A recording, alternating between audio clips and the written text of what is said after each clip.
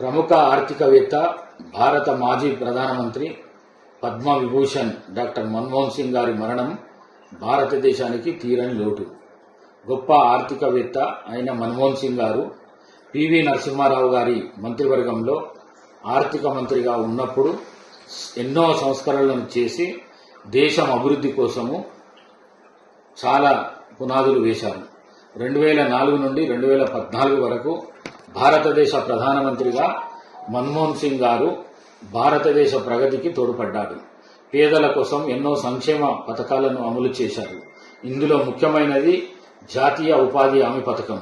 అదేవిధంగా విద్యా, వైద్య రంగాల్లో ఎన్నో సంస్కరణలను తెచ్చారు. తెలంగాణ ప్రజల మనోభావాలకు అనుగుణంగా ప్రత్యేక రాష్ట్రాన్ని ఏర్పాటు చేసి తెలంగాణ ప్రజల గుండెల్లో నిలిచిపోయారు. మన్మోహన్ సింగ్ గారి పవిత్ర ఆత్మకు శాంతి చేకూరాలని ప్రార్థిస్తూ వారి కుటుంబ సభ్యులకు నా ప్రగాఢ సానుభూతిని తెలియజేస్తూ ఓం శాంతి.